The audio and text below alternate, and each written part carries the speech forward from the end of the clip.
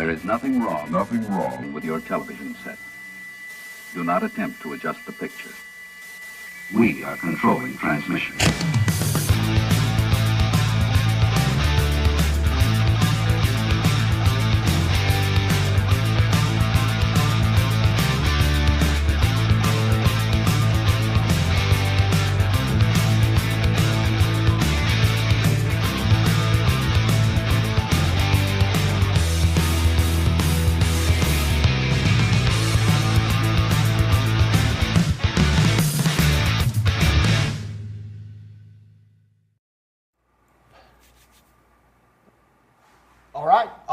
All right. Episode 87. We're back. We're back. All right, cool. So we're doing slow pitch jigging tonight. We are going to walk y'all through choosing the right blanks. You got to match the jig to the blank and water depth. We'll kind of walk you through and kind of explain that. What else we got tonight? Yeah, so more of like a specialized topic. We're going to dive into not just jigging itself, but actual slow pitch jigging, which is more of a specialized approach. Yeah. It's a newer, relatively newer. Sure. Especially in the United States. Yes. If you haven't been living under a rock, an offshore rock that is, you know. Yeah. You've probably heard about it. So we've got blanks that we're going to be talking about, which we've had these for a couple months now. We're going to dive into, you know, like you said, how to choose the right blank, how to choose your right components. You know, actually the jigs that are used for the slow pitch, which is a little bit different than your normal vertical jigging style. Yep. And then also we've got some finished rods, some built rods that are up here. Yes. Talk about what guides are used for them. Maybe even get into a little bit of the gear, the reels that are used, conventional versus spinning. For sure. All that good stuff. Yeah. You know, I think it's a very unique technique because I think most of the time when you talk about building a rod to do something, you know, you've heard us a lot of the times be like, well, you know, you could use a 7-foot, medium, heavy, fast to throw a worm and to throw a spinnerbait, and, you know, you could throw a frog on a heavy, or, you know, there's all, you know, oh, you could do all this with this.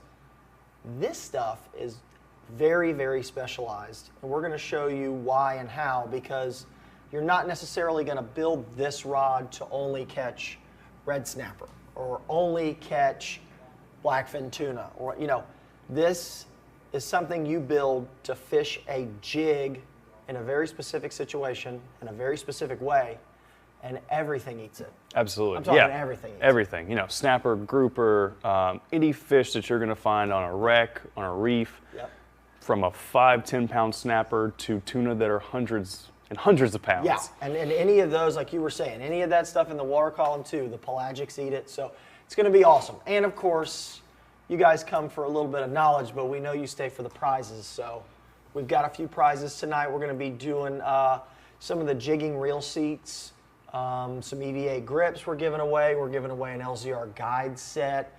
We're doing some finish kit, and then of course the grand prize tonight, we're going to do an MHX offshore jigging rod blank, and a handle kit, and a CRB guide set. So that's going to be something that you'll be able to completely build out with that grand prize. So that's one of those deals that, you know, again, we know you guys show up for the demos and the thoughts and whatnot, but for the prizes. Yep, absolutely. We know you stay for the prizes. So, all yep. right, cool. So that takes care of the prizes. We'll get to those a little bit later in the show. Let's talk about a new product real quick. Let's do it. So we got some housekeeping to take care of. Let me set this blank down for a minute.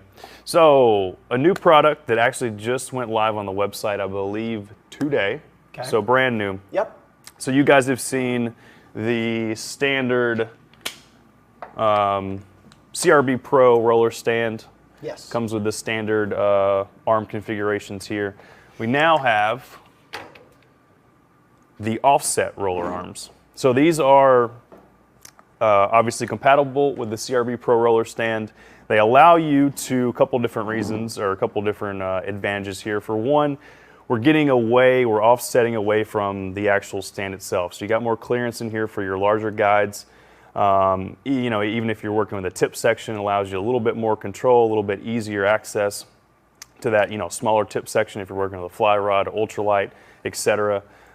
Super helpful there. So new product from CRB Pro. Yep.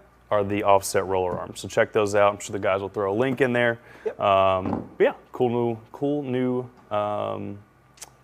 addition to the CRB Pro lineup. So Sweet. That is awesome. All right, so of course we got a few people in here tonight. How about Joe Williams? It's good morning from Perth in Western Australia. Good morning, Joe. It's we always like to say hey to the people all around the world. It's awesome because we got Craig's in here tonight. He said it's the first time watching live. So Craig, you can see him. He is watching on YouTube. And of course, we've also got him on Facebook as well. So to enter the giveaway, South Carolina Fishing Guide, how do you enter the giveaways? The guys can put that up there. You know, that's something that you can like, comment, share, put that stuff in there. And that'll get you entered in the giveaways.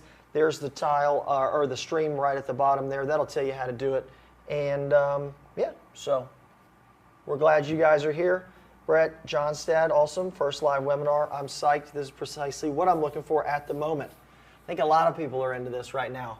We're going to get into, we went into a trip. We did some other things. So I'm going to give y'all my kind of first take on it because I am new to this as well. But I kind of did a deep dive and I got to go out and fish using the slow pitch jigs. But first, we want to talk about a friend of ours and a fellow rod builder and somebody that we have seen kind of go from being a tournament angler to now being in rod building and also starting a business and watching him ascend, you know, through the rod building ranks while still tournament fishing, having his family behind him, all this really cool stuff. So our friend Alex Terescenko, he's out of South Florida, Palm Beach area, and this is called the Built to Build series. The guys do a really, really great job with this. So the team loaded up and headed down to West Palm Beach to see Alex and the family, and he's going to talk a little bit about how he got into it, and it's a really cool clip. So Jay, we ready to roll that? Let's hit it.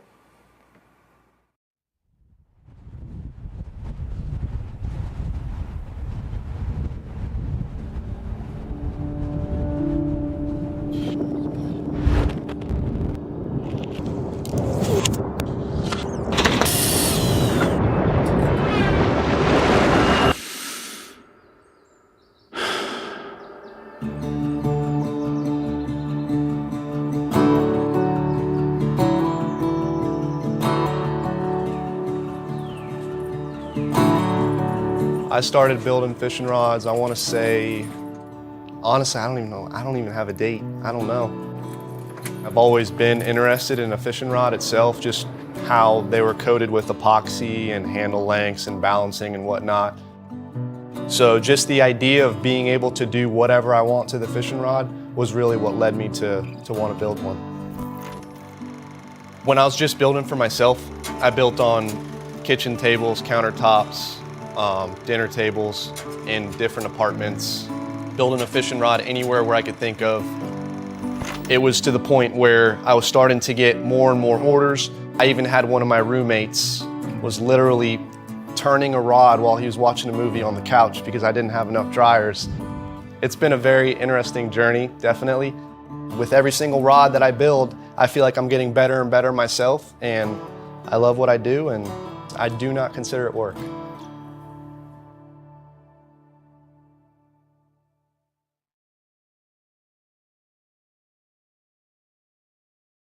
Sweet. Pretty cool clip. yeah, absolutely. You know, we've known Alex for several years now. Like you said, he started tournament bass fishing and progressed to rod building and started his own business and doing great. Yeah, it's awesome. So the full-length video is going to come out tomorrow. That'll be on our YouTube channel, of course, Facebook and Instagram as well. You'll be able to find it there. And they did, again, full-length clip. But it's pretty neat, you know, to see him be successful at not only tournament fishing, but also, you know, rod building as well. And he does build an incredible rod. Yeah. If you guys have not checked out the first episode of which featured JL Leffler, Leffler Custom Rods, if you guys haven't checked out or seen that video yet, definitely go to our YouTube page and and see the first episode there. Yeah, I would go back and look at that one. See kind of how it all started. But yeah, he's a very, very talented one as well. All right, so let's get to all this going on. So we apologize to all the freshwater people in the building or on the show tonight, but you might be able to learn a little something. And then, of course, maybe come take a vacation to the coast and, bring your slow pitch jigging rod with you as well. So we got to give a little nod to the saltwater guys and gals out there. Next show we'll be doing a little more freshwater stuff. So hang on, we'll talk to you more about that later. So again, the slow pitch jigging thing, it's very unique. Came out of Japan. It's pretty much you're presenting a jig, which looks like one of these guys, right? This is out of the JYG family. I kind of just really have gravitated towards these.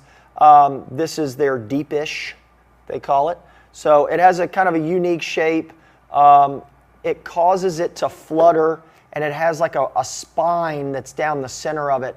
And what this is designed to do is, in conjunction with the rod, you are dropping the jig to either the bottom or to the desired depth that you want to fish. And you're picking the rod up, which is going to bring that jig either off the bottom or it's going to work it vertically, right? So it's going to pick that jig up. Then you are going to drop your rod tip, and that is going to cause the jig to flutter to the bottom, okay? And all of these jigs, depending on the shape, they will fall at different rates. They'll roll side to side. They'll go out, come back. It's very erratic. So what it's designed to do is it's supposed to look like a wounded or a dying bait fish. And I had a blast. It's one of those things. We jumped on the mud hole boat. We went out about 30 miles off of Cape Canaveral, and we caught red snapper. We caught a 30-pound gag grouper.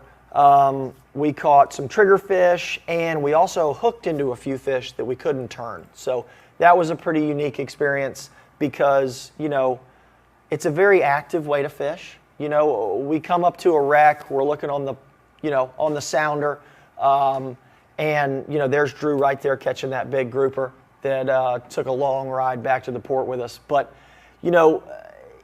you can kind of impart plenty of action on these jigs where even a little bit of adjustment based on how you pick the jig up, how you let the jig fall, I can tell it will make a difference, because you can have one guy standing this close to you. He's maybe doing it a certain way. Maybe his fall rate is a little different. I might be doing something completely different. One of us might be getting bit and the other one is not. So it's a very interesting way to fish, but it's a blast. It's not as tiring as like speed jigging. Right. So you're not dropping it to the bottom and working it back to the surface very quickly. You're actually utilizing the action of the rod to do a lot of the work.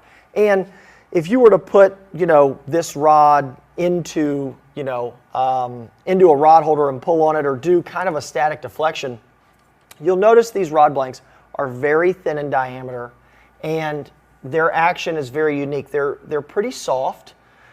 I call it like a moderate or a moderate fast, but it has more of a recoil action. So it's almost like when you lift up on it, obviously the weight of the jig flexes the rod, but when you pick it up and stop, it almost looks a little bit like a fly rod, where the fly rod loads, so it's under flex, right? So that's loaded, and then when you stop, it's actually going to take and throw the rod up in the air, right? So you're loading the rod, letting the rod unload itself, and what it does is it lifts that jig up, and when you kind of go either slack or you do a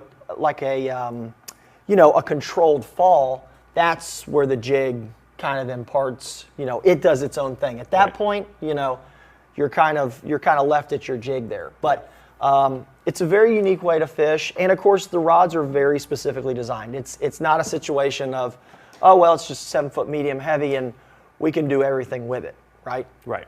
Yeah, these blanks are it's hard for you guys to tell on the screen, but if you're not familiar with this specific style of blank, these blanks in your hand feel almost like, well, let's take it and go bass fishing. I mean, they're very small diameter. Yeah. Most saltwater blanks that you guys will see, on the rack in a store, they have a butt diameter of 3/4 of an inch. They could weigh a few ounces. These slow pitch blanks have a diameter across the board that are all smaller than 1/2 an inch. Right. Some of these are down in the 350, 400 range. Yeah. Now, one thing you will notice is that wall thickness, it's got some meat there. It's very, very durable and strong for its size. For sure. And it has a lot to do with the material and how the blank is constructed. But, we have these blanks down to 6'3" and up to 7'3". Sure. 14 models total. And then they range from lure weights, I think 150 to 300 grams. Okay. So a good range there. Yeah. But the durability and strength, again, is just unparalleled to probably any other blanks that we sell. I mean, the size to strength ratio is outstanding. So, and then like you mentioned, the action has a huge part because you can, you get hooked up on a fish, you can almost double that rod, but it can also catch a tuna that's 300 pounds. It can, and the very unique part about when you're fighting a fish on this, and you'll see it in the clips, and of course I'm sure that I'll get some airtime for some of the line that I broke off. You can see me here, I've got it doubled over and I'm trying to pump it off, but Brooks kind of got it doubled, but the rod doesn't do a whole lot for you. You can see how much it flexes. Trying to get his head turned a little bit off the bottom, I mean, you got your thumb on the spool and doing everything you can to get him off the bottom. Yeah. When you are then fighting that fish to the surface, most of the time, the rod is almost straight down. So, we're using both spinning tackle and conventional style reels. The conventional reels are really made for this, right? We're using higher level of drag. We're using 30 to 60 pound fluorocarbon leaders. And, there was an instance where I was fighting a fish and I was vertical and I had both thumbs on the spool with probably 15 pounds of drag. And that was it. There was one where I flexed out a 100-pound split ring. I think, there might have been a little bit of fault in that 100-pound split ring, but we did stress a split ring out. We broke line, we broke all that stuff, but the one thing we didn't break was the rod. So that was pretty unique. One of the guys even had a fish get sharked, hooked a enormous shark that headed to the horizon pretty quickly. We put a lot of heat on it for about 10 minutes until the jig gave way. But, a lot of these assist hooks, if you're not using Kevlar and stuff or wire, they're not really designed to catch, a shark per se. If you do have Kevlar thread in your assist hook, you can catch, wahoo, kingfish, things like that without getting cut off. But unfortunately, as big as that shark was, we didn't really have a prey. Yeah. But it is a very unique way to fish, and again, we caught everything, and it really didn't matter. We've got a couple different jigs I'll show you here, and I want to talk a little bit about choosing the right blank, right? So we've talked a lot about it, but let's get down to pure numbers. So this is a JYG. This is really just a brand that I like. This is one of my favorite colors. It's kind of UV pink. This is a 100-gram jig. Now, I have been fishing a couple areas that are about 80 to about 120 feet. I've got a lot of toothy critters around me where I've been fishing this, so I do have a small trace of the 7-strand, the Surflon knottable wire. I can tie a loop knot to a ball bearing swivel, come up here, and I can tie directly a line-to-line knot to my fluorocarbon. So I can rig that on this rod here. This is a 7.3, and it's the medium. So this is a 200-gram rod. I can fish this 100 just fine. I would venture to say, though, if you are trying to pick a rod-jig combo, most of these rod jigs are going to be about 20% high and low. So if you have a 200-gram rod, you can probably do, you know, down to a 160, up to a 250. The first one I built for that trip was a 200, so I've been fishing it no matter what. You know, this is me just fishing what I've got. The next one I have ready to build at the desk is a 150. I use the 7.3 because I'm fishing out of a skiff. You know, I take the skiff and run it offshore. That just allows me, when I am on the skiff, I can either sit on the pulling platform, or if I'm standing on the deck, and I can, when I pick that rod up, I've got, you know, 7 feet 3 inches of pickup. So I can pick it up and drop it, and I feel like I get a little more kind of effective depth of fishing with a 7.3. Gotcha. You know, if you're on a big boat or you're kind of crowded or whatever, you know, you might not want as long of a rod. So that's where you were saying we've got one down to a 6.3. Mm-hmm. And of course, if you're fishing something extremely heavy, this one here is a 440 strike. So this is the JYG strike. It's a 440 gram. This is much, much deeper, right? Because in a sense, you're going to be matched the jig weight to the water depth. Okay, if you're fishing 200 feet, you're going to use a 200 foot. If you're fishing 200 feet, you're going to use a 200 gram jig. There is a little bit more that goes into it between current and things like that, but for those that are just starting out, you know, depending on the depth, that's going to be your jig size. And it doesn't matter if you're catching 10-pound snapper or if you're catching 30-pound or you're catching a big tuna. You're not going to be using the rod to fight that fish as much as you are the reel. So you need to match the rod to the jig to the depth of water. That's kind of how that goes. And then bait casting, spinning. It really kind of depends on what you're comfortable with. I mean, you can see we're both using, you know, each style there. And to be honest with you, we caught a ton of fish, and I was black and blue and bruised under both arms and all that stuff. I'm glad I had both on the trip. I would build, if I was going to do it a lot, I would have both, because I could fish a conventional on this side because I crank with my right hand when I'm conventional fishing, and then I crank with my left hand when I'm spinning rod. Yeah. So I can be bruised on both sides. Yep. So we definitely need to talk more about the blanks, but let's do a giveaway first. Yeah, why not? So let's do the CRB aluminum jigging seat, which is very applicable for tonight. Yeah. And then let's do a set of EVA grips to go with it. Perfect. All right, so giveaway number 1, aluminum jigging seat, and that's it. The grips. Run that bad boy. Who's gonna win? Is it gonna be the night that Mudhole wins? Oh, we gotta pass it along. It's gotta come soon. What do we decide? I feel like we're going to do gift cards and stuff. I saw Sean Chaney in there. Isolation rods coming out of YouTube. Congratulations. That's awesome. All right, good That deal. is awesome. Let's check a couple little questions here. Is it hard to find the spine? It's actually not. You know, these rod blanks are to use a lack of a better term, they're flexible. You know, there is a lot of flex in them. There's going to be a couple things we're going to talk about tonight when we set these up to keep in mind because they are so flexible. But no, these are not hard to spine at all. You know, it's going to be, they're built just as any other rod blank is. They're going to possess a spine. So yeah, there's nothing out of the ordinary in terms of that. And I know you can talk a little bit about the material and stuff if you want to go into that. So let's talk about why this blank is as durable and strong as it is. So, you know, we mentioned and talked about the wall thickness. Obviously, you know, a lot of material, but still small diameter.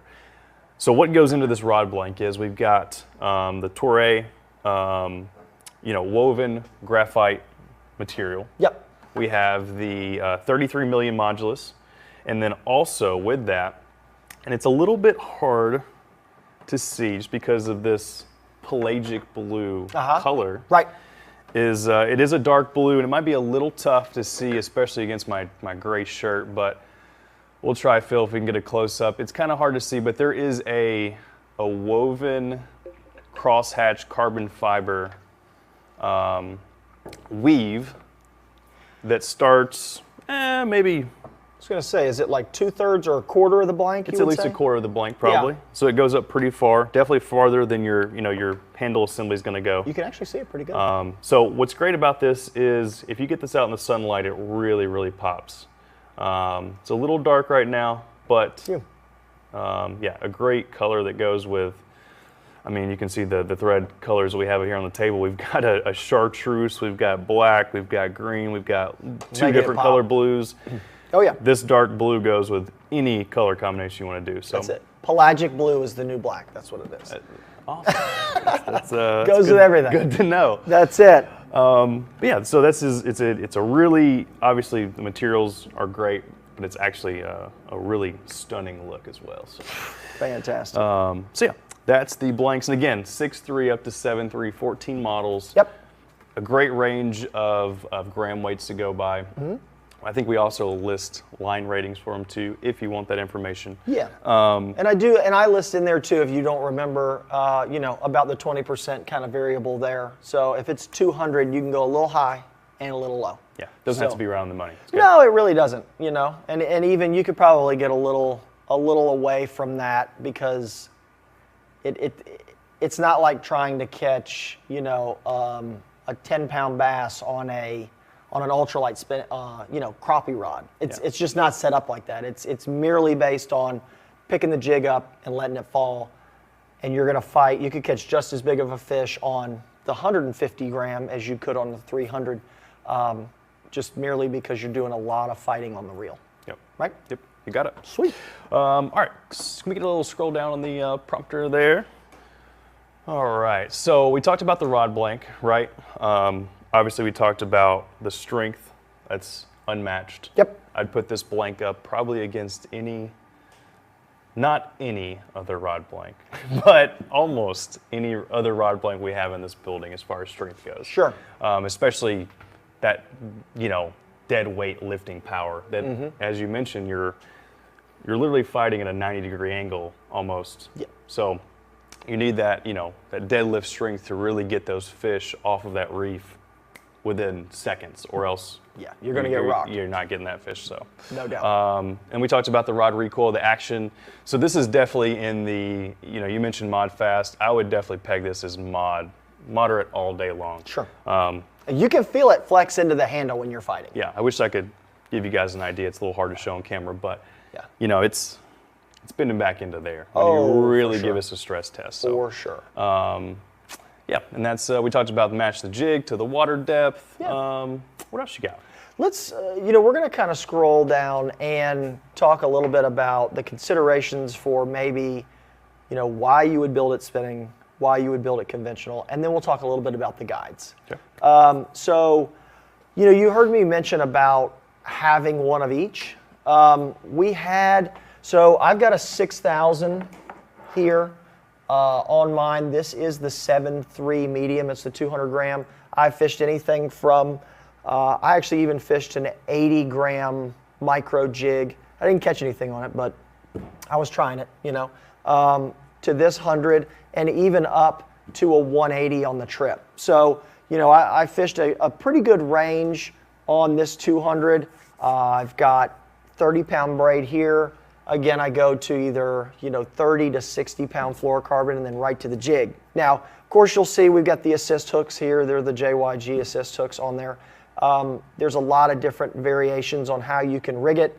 Most of the time, you're going to see a solid ring. You're going to see a split ring. Some people run swivels. Some people don't.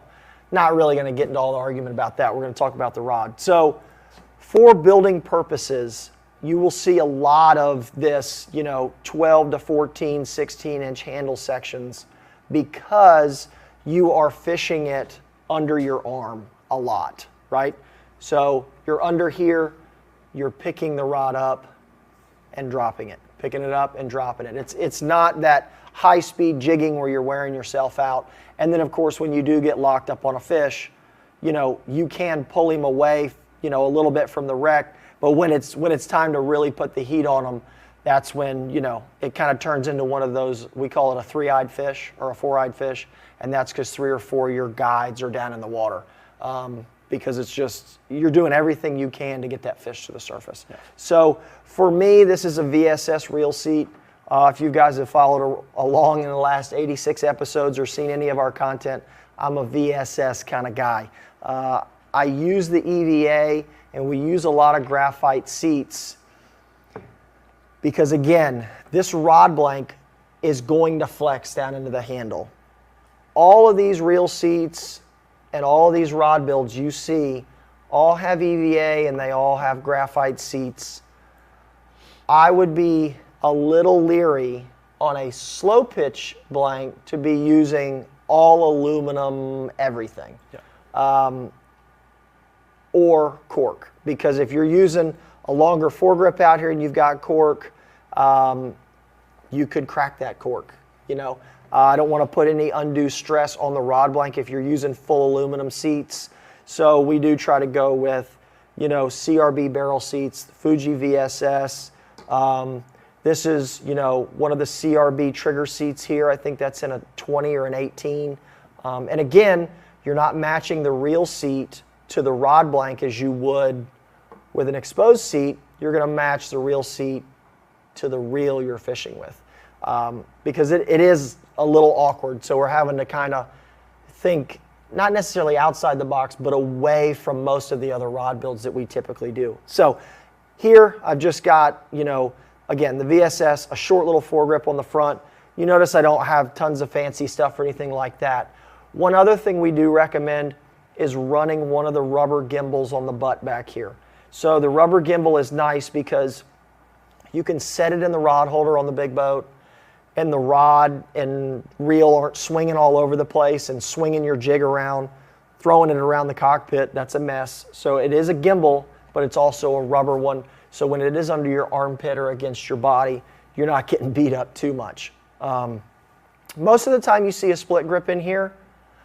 I'm going to be honest though, my next build, I'm going to use our vertical jigging grips, which are the small outer diameter, and I'm going to do a full grip because when I was out there fishing and I had it under my arm and fighting a lot of fish, and you know, I'm wearing like a microfiber type polyester shirt, it feels like it's kind of slippery, and that blank is really small, and I'm going to build one with a full length, you know, EVA handle just for the next time, yeah, right? Great idea.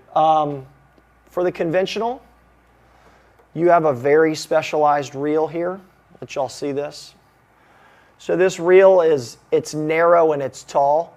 These kind of look like those old Pen 30 narrow internationals from back in the day. You know, all the big trolling reels now are wides. You know, it's like, oh, it's a 50 wide, it's an 80 wide, and things like that. This looks like the old narrows. I actually think International used to make a 20 narrow too back in the day, but they were skinny and tall like that. It's interesting because I would say that I would build both, because part of the day I was fishing with a spinning reel and getting beat up on this side, and I don't mind reeling with a right hand, reeling with a left hand. It doesn't really matter. So I did like having the conventional rod for some of the stuff, but it was also nice having the spinning reel for some of the stuff as well. So, you know, having that. Now, I will say another piece that is kind of integral to having on your rod. Let me unhook this here. So this is, okay, it's a jig strap, right? Underneath this jig strap is a piece of EVA. This piece of EVA is a free-moving piece. Now, there's sometimes guys will take a bigger chunk and they'll cut a slit down it, all right? You remember how we show you guys what to do and what not to do on the show sometimes? Go ahead and zoom in here right on this guy. You notice the pelagic blue got all kinds of boogered up on here. That is from being in the rod holder, this not being down or being there at all, and it rubbed the finish off that blank because there's nothing on this long space here to protect this rod blank from rubbing on the rim of a saltwater rod holder. So keep that in mind when you're building, you know. And thank you, Drew, for doing that boogering that up on accident, on purpose, / whatever, and letting us show that on camera there, because I really probably wouldn't necessarily have thought of that. So glad he did. But again, you might want to run one there. But this again is a Fuji trigger seat. It's all graphite, small little foregrip. Of course, we're running a rubber gimbal back here. He's got a little bit of a Fuji trim ring, and then this one's conventional, of course. So, what do you think? Cool. I think it's time for another giveaway. I think so too. And then what we're going to do is then we're going to talk about guides. Yep. Go ahead and do that. I'm going to make sure we don't have anything wild going on here. Cool. I think we got it good to go. But All right. let's see. We're going to do a CRB LZR guide kit and also a Pro SK2 finish kit. So great prize there. That is a good one. So that's second giveaway of the night. Yep, let's go ahead and run that up. And of course, we've mentioned it before. They're going to run it on the bottom of the screen, live at mudhole.com. That's how you get your prize. Cool. Jody Fronick? Yeah. Jody F. Congratulations. That's awesome. So again, shoot me an email over, live at mudhole.com. That's how you will get your prize. Here's a question coming out of YouTube. Brian, seems a little longer fighting, but would be more comfortable under your arm. Absolutely. So for me, this was my first build. It was a little trial and error. Drew downstairs has got a very specific handle length for him. But he's also, I don't know how tall he is, but he's not as tall as me, and my arms are a little bit longer. So that's one of those situations where what's perfect for him might be a little short or a little long for me. And I just based mine off of, standing in the living room in front of my rod building bench, like, okay, well, I guess that feels right. You don't know what feels right until you've got a 20-pound red snapper trying to pull you over the side. So now I have a little bit better idea on what I want to do. Maybe, like you said, extend that fighting butt a little bit, maybe put a full length in there. But, Brian, that's exactly right. There needs to be a change made. There no doubt needs to be a change made. So. Well, it seems like the common theme, do you have another question? No, okay. Go ahead. It seems like the common theme with at least most of the handle setups is split grip, right? Yes. We're going with like a minimal style, the bare minimum as far as grips go. Yes. But that doesn't necessarily always mean it's the most comfortable. Correct. So, depending on where that butt section or that butt cap, where it might fall, if it's against your side, if it is actually past, you might need to make some tweaks there and add a little bit longer butt grip or butt cap or whatever configuration it is. But yep. No, that's exactly right. I mean, it's a very unique way to fish, and it seems super awkward the first time, because I am never, ever used to having a handle that long under your arm, fighting a fish vertically. If we're fighting or really pulling on a fish, it might be you with a flipping stick. And you're not going to just put the rod at bass and just crank him out lily pads like that. You're going to use FP 937 and come on with it, right? So this is a very unique situation to think like, okay, I'm just going to lift up on this rod blank and I'm going to pull him right off the bottom.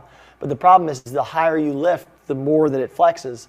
And you're going to be standing there holding the rod up like this and looking out, and your rod tip is right here. It looks like an Ugly Stick commercial. You know what I mean? So it's one of those situations where there's a lot it's going to feel awkward, but it's a blast.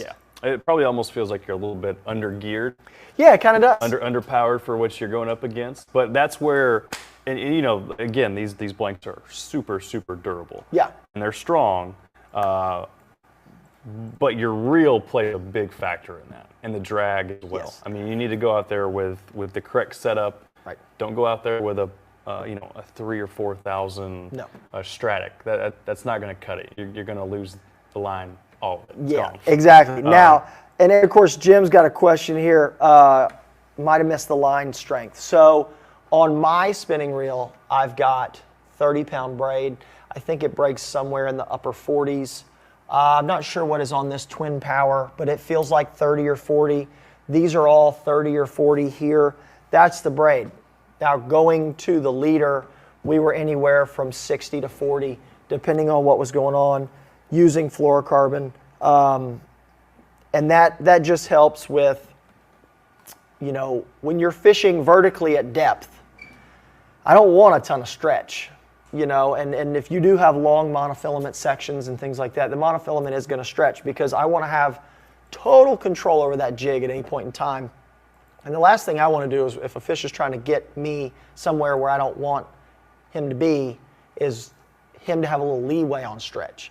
So fluorocarbon there, and I'm going to answer this question right now too since we're talking about it. Kevin Young, I don't see a hook keeper on any of these rods. Curious why not? No worries there, Kevin. It doesn't have anything to do with you showing your ignorance, trust me. These jigs are very heavy. Now, granted, I'm not going to even act like that I can convert 100 grams or 440 grams to ounces for y'all here live on camera. And no, it's not on the back of the package. But they weigh a bunch, all right? And most of the time when we are out fishing, we've got the rod, and we take and secure the jig. Put this down. We secure the jig with one of these wraps, okay? What would happen is if you have this super long, this is the Strike 440, if you have this super long jig with these assist hooks, which are flexible, Kevlar cord, the rod is super flexible. If we're out running around, this is going to flex your rod tip. It's going to come out of a hook keeper, and it's going to be a flying object. I mean, you know, we were out running the Mudhole Invincible. It was pretty calm, burning a little fuel, doing about 60 miles an hour at 5,000 RPMs. If that 440 came off and come around and clock you, I'm out. So we're not putting a hook keeper. We're using the Shimano jig wraps or whatever brand you want to use. This one is the one that Drew's got. He straps this jig down. This jig is really not going anywhere because you cannot tighten it down enough with the rod. So no hook keepers on any of these. It also is just going to be something that's going to get hung up. What we also do before we get on the boat, if you've got the rods in the truck or if you've got them, you know, set up, most of the time we don't even rig the jig until we get out there. So you're carrying split ring pliers at hand. I mean, we got 4 or 5 pairs on the boat because wherever you set it down, you forget where you set it down, so we got a ton. And what we will do is take the split ring, because all of these jigs are going to have a split ring on them. A lot of the time, you will just, let me pull this jig off here.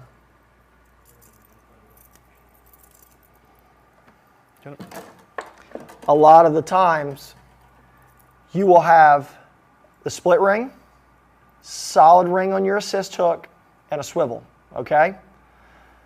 You can quickly pull that split ring. Now your split ring is holding your assist hooks. The jig comes off. You can put it behind your reel. You can put it, you know, anywhere you want. That would be a case if you wanted to put a hook keeper on your rod somewhere. The problem is I don't feel that there's a good place to put it. The rod flexes a lot. Sometimes you get caught putting your hand on the rod blank in front of the reel seat. I really wouldn't want it there, okay? I certainly wouldn't want it back here in the split grip because now it's under your arm. And I don't want that hook keeper poking me under my arm. So we're going to go no hook keeper, whether we've got jigs on or jigs off. Those are the ways that we strap them. You know, this here, I've just got it on the reel stand. You know, that's not something that I would normally do, but we just got it here on the desk. I wouldn't ride around like that because, again, that can come off because of how easy that tip can flex. Then that jig starts swinging around and people are going to the hospital, so we don't need that. Yeah. So, Kevin, hopefully that was the longest explanation that you didn't want, but that answered the question, right?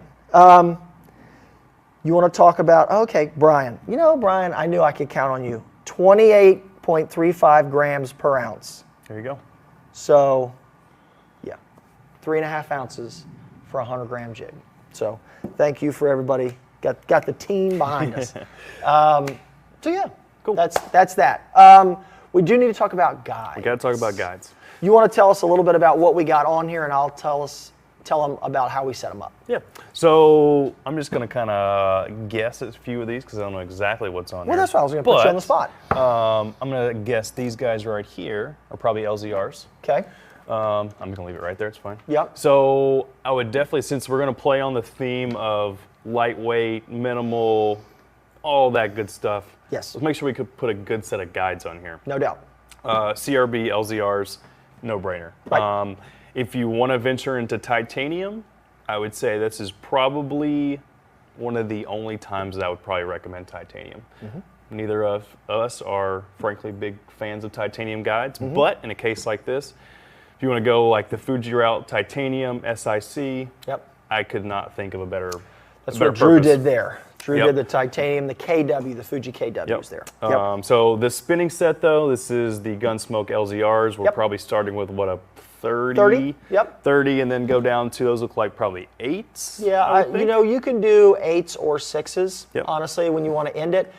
One of the reasons that I really like the medium-duty LZR tops, you rarely ever find a medium-duty top that will have a 4.5 tube and a 6 ring. Right. So, and I've looked at a lot of, you know, when I was trying to match them up. So this is the medium duty top from LZR in the Gunsmoke with 6 ring? 6 ring and a 4.5 tube. Because we've talked about how small these diameters are. Right. If you try to take instead, you know, these are 6s. 6s, right. If you try to take and put an 8 or a 10 out here, the feet are going to even be too wide. And in reality, you don't need that big of a guide. One, for weight, because you know we've talked about this before, like an 8 is almost double what a 5 is, right? Right. In weight. So you don't need a guide that big. You're tying very small knots, whether it's an FG knot, whether it's I think the guys a lot are using a PR knot or it's something that you need a bobbin to do. So the PR knot is pretty wild. I have even played with a wind-on hollow core leader. So I will take and create a bimini knot. Then I will do a knotless butt splice in my hollow core. Mm-hmm. Do a cat's paw. So you got a loop to loop bimini to your hollow core, and you cat's paw that, and that's super tight, super thin, using 60-pound hollow core. And then you actually take your fluorocarbon and you serve the fluorocarbon up inside of the hollow core. So that creates like a Chinese finger trap type thing. Gotcha. So then there's no knots there. And then you whip the end of your hollow core with your fluorocarbon. And you're running super thin transitions that I could probably run even smaller than 6s, but I don't. Gotcha. So that's a pretty unique deal. I have seen a couple of questions in here about wrapping and doing things like that. So let's talk about that. I'm going to talk this real quick. South Carolina Fishing Guide. Should the guides be double wrapped and should they have an under wrap? No and no.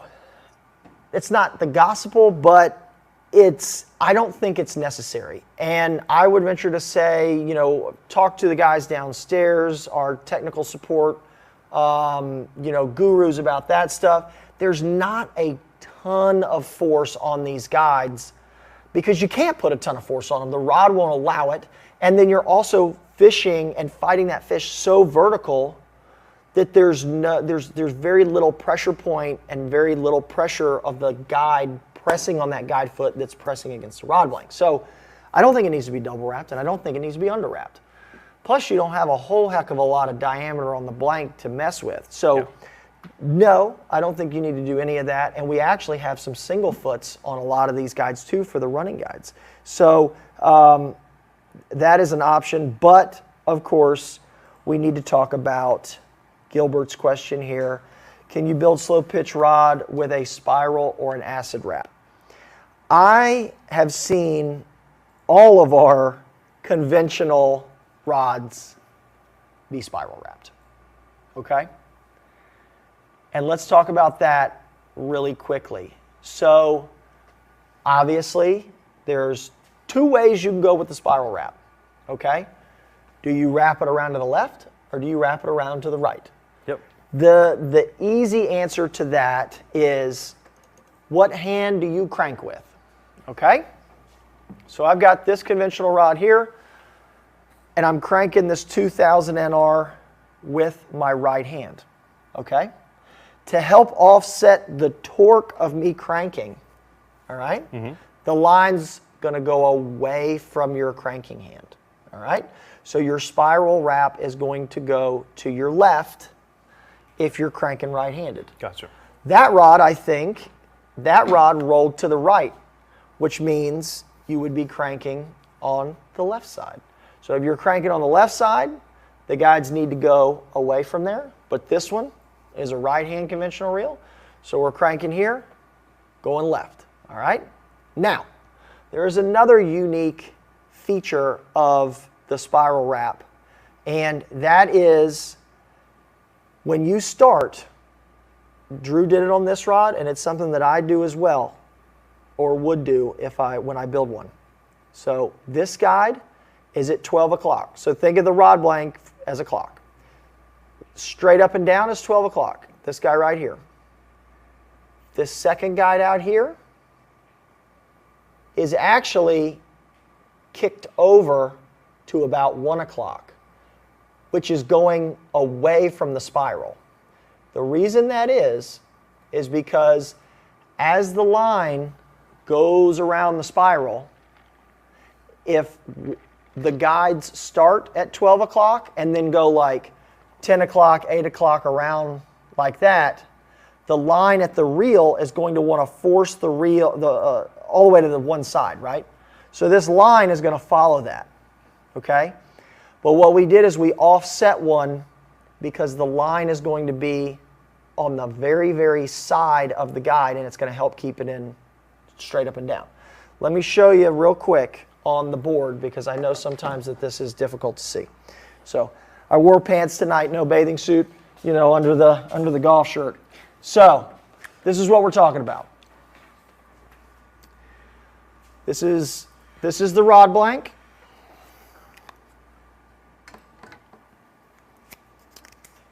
Here's your first guide.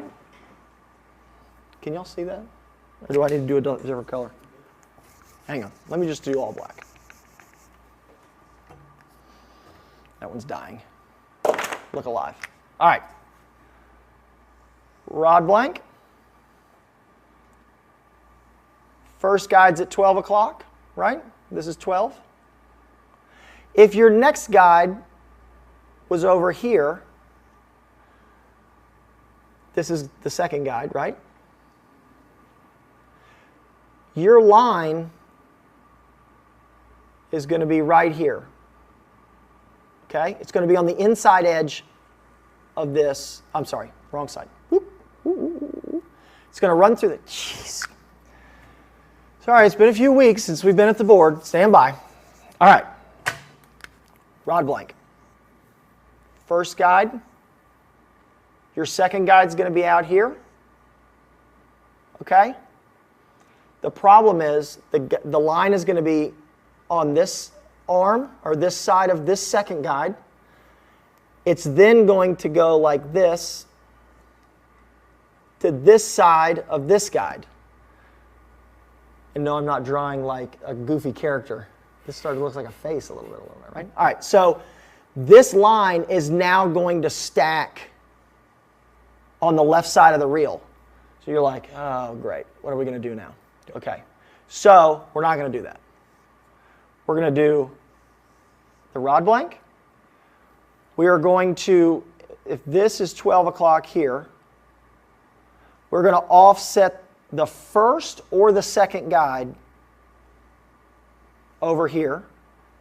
So when that line is there, it's still down the center of the rod blank. Then we're going to go this way, this way, this way, around the rod blank. Is that making sense to everybody?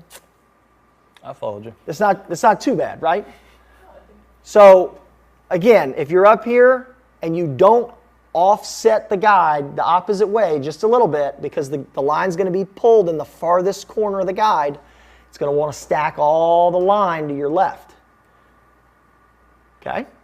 So we offset one. Offset the first one or offset the second one, either one. And I'll show you here again on the rod.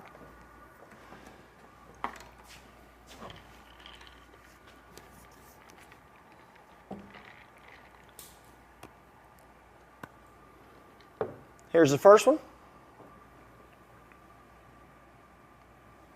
You can see that's at 12 o'clock. Perfect.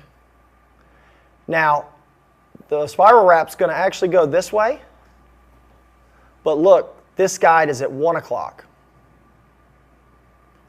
And then it goes around.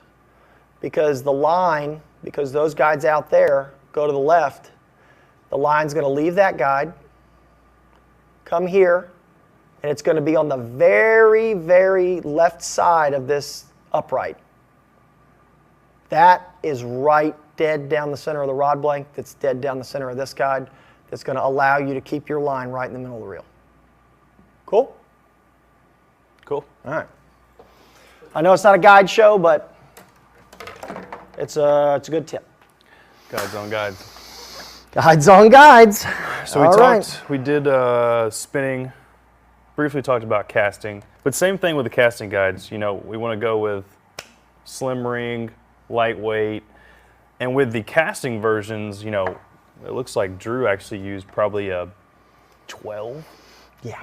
A size 12, 10, maybe even a 10. As where these are in the 12 to 16 range. So yeah, these might be 20s.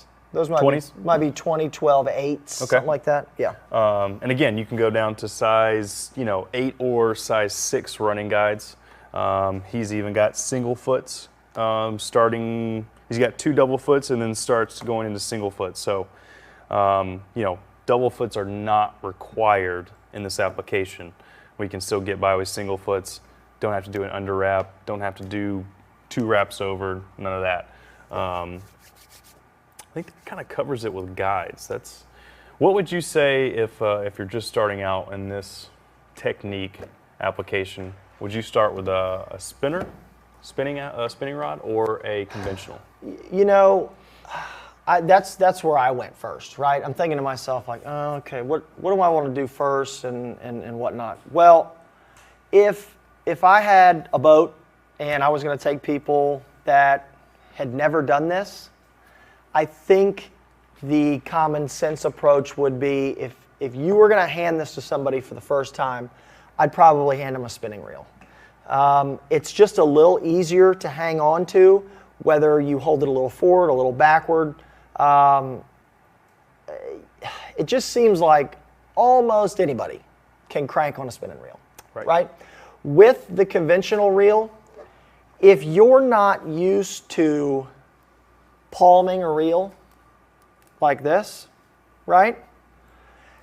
You can't fish this reel like this. You can't. The reel is very heavy. A lot of weight up here, right? You also cannot fish it out here. Okay? It just doesn't work. Really, you need to have that reel in your hand. And if you have a reel that's maybe too big, if you don't have I don't have a big hand, but this one was comfortable for me on the boat. This is a 2000. So if you've got something like this, conventional wise, you're probably going to be okay. But a spinning rod is so common, I think, with everybody, whether you're an inshore fisherman or bass fisherman. I think if you were going to build one, you can build one spinning, because I don't think you're going to go wrong. I, again, would have both. If I had a bunch of them, I would absolutely have both, because I think it's, some of the ones in the different depth, I like throwing the spinning one, or not throwing it, but I like doing the spinning rod. Yep. I did like picking up the conventional for some stuff. Conventional wise, you can add a ton of drag to it and still crank it. With a spinning reel, it's very hard to turn that handle unless you're lifting up and winding down. It just doesn't quite have the torque to turn the handle that a conventional reel does. And the way that they have these cranks now, right? That's not just like a knob anymore, right? So you hold that crank like this, and you can really get behind it and crank it. Right. So you can lock those drags and really get after it. Now, there are plenty of spinning reels out there like this. This is a Shimano Twin Power. You could put so much drag on this guy that, you know, it's absolutely incredible, the drag that a Twin Power will put out. But again, like, you can't always crank the spinning reel over unless you're, you know, up and down with it, right? You're pumping the rod. Right. So that's the only thing maybe that you might want to consider based on the two. But again, I would carry both. I think I'm a little more effective at dropping the jig with the spinning reel, because when you drop the jig, you can flip the bail, and I cup the spool almost like that. So the line goes through your hand. You can feel if you're letting the jig out too quickly, and if the jig kicks to the side and starts to do its thing, very little line will come out of the reel. But if the jig is falling like it's supposed to, straight down, you can feel it, and that line's just tick, tick, tick, tick, tick, it's coming off of the spool very quickly. With the conventional reels, you kind of have to, you know, there is almost like a cast control where you can kind of dial it in, but if it's not right and you're not paying attention and you get that spool moving kind of quickly, it's almost like having a backlash. Yeah. And then you're like, oh. Because it can be going quickly, and then if it just whoop and it kicks out, and you're like, oh yeah, great. If you're, you know, if you're like, hey, give me another oh no, pitch me another water, and next thing you know, you're blowed up out there. That's that's not fun. So anyway, I would do both. I like having both, and then that way, you know, you come home and you're beat up on both sides, and it gives one arm a little bit of a break. So there you go. It's cool. I think that pretty much covers it. We got some questions to get to. Yeah. I think, are we gonna do? I think it's everyone's favorite time of the show. Yeah. Jay, are we gonna do rapid fire Q&A? Q&A. Wow, of course. Look at that. Look at that. All right. What are we doing? 7 minutes? Are we still doing 7 minutes? Perfect. Oh yeah. Perfect. All right. Old Bo D. Can I go ahead and go? Yep. How about rapid fire graphics? The shot clock. That's it. There it is. All right, Bo D, what size spinning reel are you using, and what would be the largest you can get away with? Bo, this is a 6000 Sparrows, an SW6000. The Twin Power, I think, is also, 6,000, yeah. is also a 6000. I like both of them. This one's got 300 yards of 30. The reason I picked it is because of pretty much even 300 to 30. Twin Power is probably the same. They got the same size spool. You know, you could probably go to an 8,000 if you wanted to up the drag, because I think on the Twin Power, and if you go to the Stella or something like that, the 8,000 then has like some crazy drag.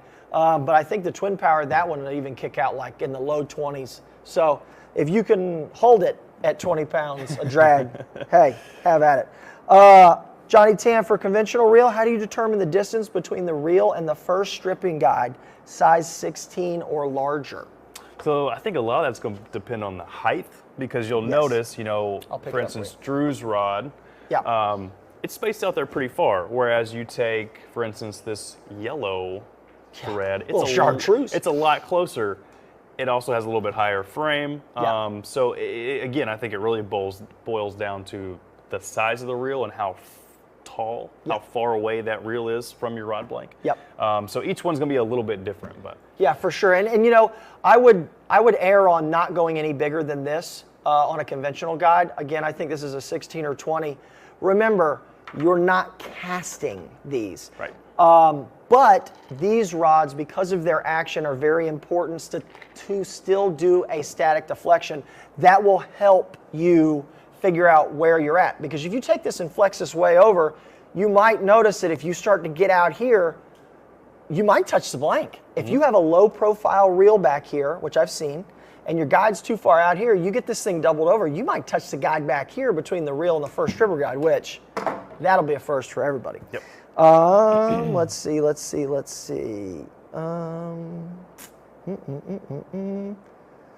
Rapid fire. All right, hang on. Just burn a little clock. How about would you recommend a 2-speed reel? You know, I don't know if I'm not sure if any of these like slow pitch jigging style reels are 2-speed. Not to my knowledge. It wouldn't be a bad idea. I just don't know. Maybe some of those Accurates or Avits are 2-speed. Might be kind of cool. I mean, honestly, I got whipped out there. I don't know if this one's 2-speed or not. I don't think it is. No. This is a 300 turn from Accurate. No. If you could, and you were good, you know, getting that first gear, that fish off the rock, kick it in high, and bring it, I might do it. Why not? Ronnie, is a BG 8000 okay to use? Those BGs are pretty big bodied. So that's probably on the heavy side. That might be a little on the heavy side. You know, unless if you went up to the extra heavy, the 300 gram, you might be able to get away with it okay. Just make sure you got the proper reel seat for it, because that BG 8000 foot is big. All right. Let's see. Is the SJ43 a blank to use in this application? Bill, unfortunately, it's not. Nope. Those are just not what you would use for something like this. Now, if you wanted to maybe transition something very similar and do it for walleye fishing, but obviously maybe not one of these, I don't know. Maybe a smaller version of this, maybe just a regular freshwater spoon, kind of vertical jigging action, you could probably get away with it. I would probably stick with something not as fast as an SJ843. I would try to go to something like maybe a crankbait model, you know, like a CB843 or something like that. Awesome. Ryan, can't wait for y'all to come back to Houston for another class. Absolutely. Let's see. Okay, what are your thoughts on the split reel seats for this application? I don't see why not. Yeah. Graphite, so check there. Yeah. I would be reels? a little worried about it flexing. Really? I just know when I was lifted on a couple of those, you can feel you can feel the rod flex. Yeah. And I don't know, I've never put a 2-piece reel seat under that kind of pressure in terms of, you know, is the spacing gonna flex enough to like Pop your reel out? I don't think it would ever pop that reel out. But I don't know if it'd loosen it or not. I mean, that's a good point to make. I don't know. That's a new one. That is a new one. Micro jigging in shallow depths of less than 60 feet. Which MHX slow pitch rod would you guys suggest? I would go all the way down to the 150. Now, I'm not an expert at this by any stretch. And no, I did not stay at Holiday Inn Express last night. But on that 200 gram, I have fished these 100 grams. And it was still efficient. I still caught fish. I even put one of the 80 gram jigs on it. They're like a little bit fatter and they kind of have like a stair step in them. I don't know exactly what they're called, like the shape, but an 80 gram, and I still caught fish. So I don't know if I got lucky or if it's not really the right way to do it, but I just used the same technique I was using with some of these. But yes, my next build is the 150 because we do have some wrecks that I fish at 70 feet. And the 100 seems a little much, even though I've caught some fish, and on a 200 gram rod. So I'm gonna go to the 150. I'll fish the 100 as well. I might fish the 80. You know, I would probably, you're probably not gonna fish a 60 gram jig, because you're probably going to have some current and stuff, so keep that in mind. You're probably going to fish an 80 gram. So the 150, that's the lowest one we got, but the range, I think, is even more than I say. So I think you'll be good, Craig. I would go with the 150, fish it conventional or spinning, and you'll be good to go. Cool. Ding, ding, ding, ding. 7 minutes. All right. I think everybody's ready for a giveaway and to get out of here. We've been at it for an hour and 10 minutes. All right, so let's do it. We're going to give away one of the slow pitch jigging blanks. Yes. And we're going to do handle kit, a guide kit, and you get to help the winner pick out his components. Oh, yeah. Yeah, absolutely. And again, live@mudhole.com. That's how you email us. I'll ask questions on where you fishing, how deep, things like that. That's going to be kind of what we're going to, you know, dial you in. Are you going to want it spinning, casting? You know, we're going to let you guys have at it. So awesome. it'll be fun. All right, let's do it. Go ahead and hit it.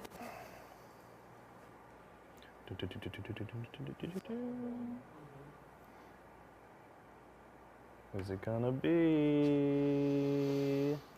Aaron Roberts, AA Ron. Congratulations, Aaron Roberts. That is fantastic. And that's a good one to win. Trust me, that is a good one to win. So, Aaron, again, as with all of the giveaway winners, live@mudhole.com. We're going to walk you through it, you know, and if you're still watching, hopefully you are, you're still in there, you know, tell me a little bit about where you're at and what you're doing or what you want to do, you know. Say like, oh, we'll probably fish this depth and we'll do this and that and the other, and I'll help you out. So, again, live@mudhole.com. That's how you do it. I hope that we answered most of the questions that we did here.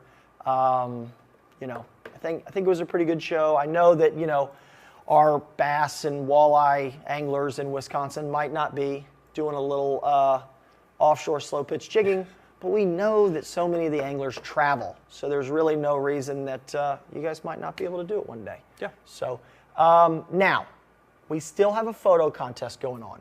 Grip and grins. Grip and grins. Again, everybody likes to show off the rod. You got to throw a fish in there this time. Show us that you've been fishing it, or you know, it's the little one in the family fishing it, or something like that. So definitely a grip and grins. That's over in the Mudhole Rod Builders Workshop, Mudhole Live's Rod Builders Workshop on Facebook. Post a picture. You got to do hashtag build the number 2 win, build 2 win. We're going to be taking submissions through June. Of course, this is quarter 2 that we're in right now. Custom rod with a fish. It's got to be CRB or MHX blank. And yeah, that's that. Cool. What else? And then next show topic. Ooh. We're going to go from one specialized application to another. We're going to be talking about BFS rods, which is I would say an even newer technique than slow pitch. So BFS is kind of pretty unique. It's a very ultralight take on bass fishing, I guess you could say. Yeah, bait finesse system is what it stands for. So it's so it's pretty much like ultralight that never existed with a casting rod. We're going to do a casting rod. Yeah. So very interesting. Super interesting. You know, you got the right reel, the right rod, the right setup, kind of like this. Yep.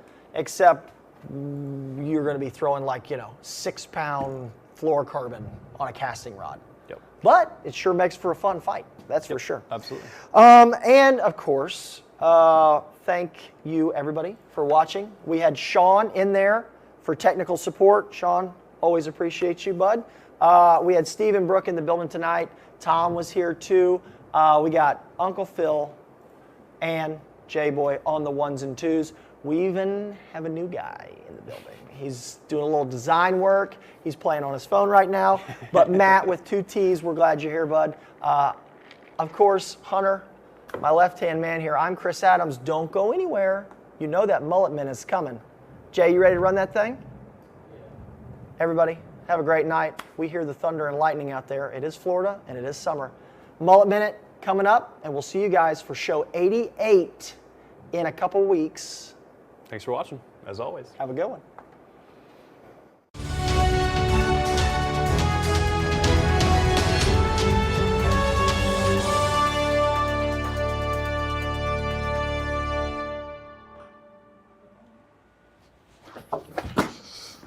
I thought you said 9 o'clock.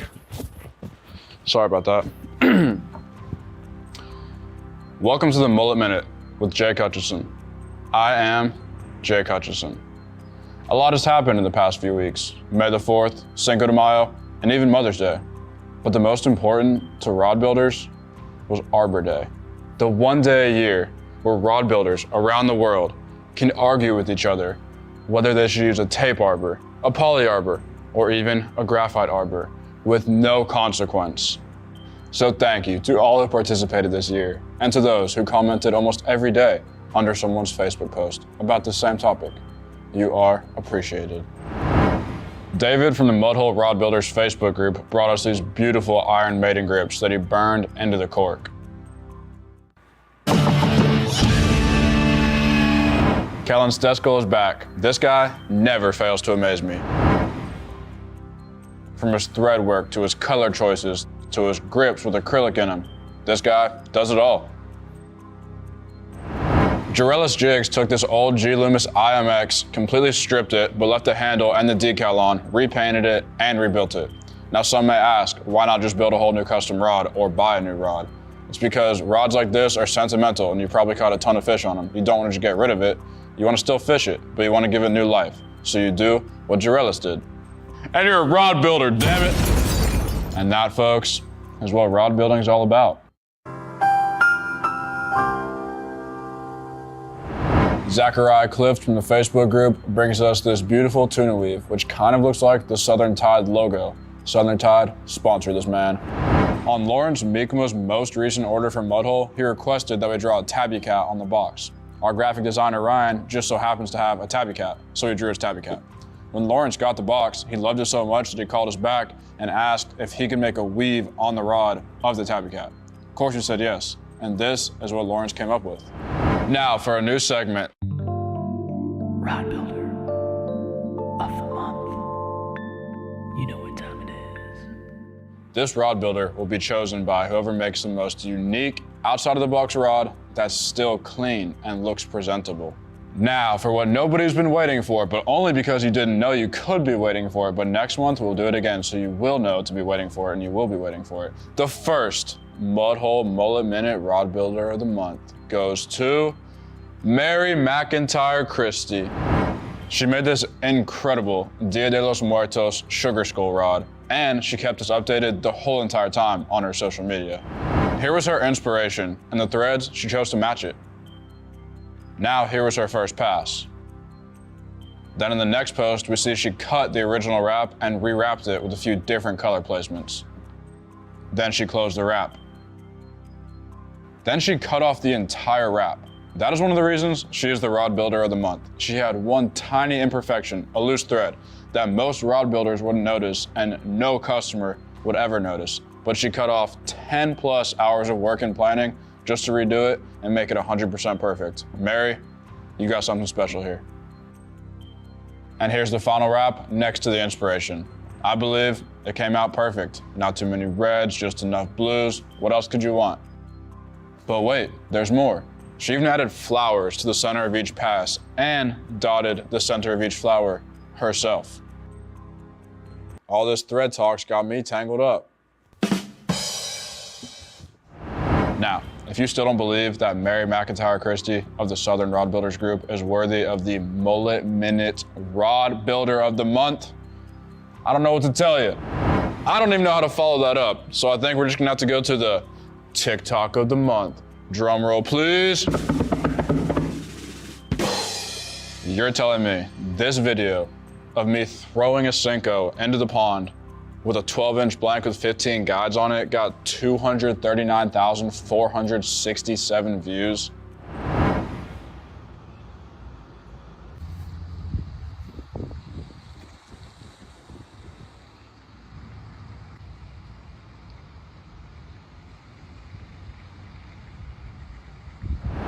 Either I'm good at my job, or you guys pick weird videos to go viral. Guess we'll never know. Anyway, this has been the Mullet Minute with Jake Hutchison. I am Jake Hutchison.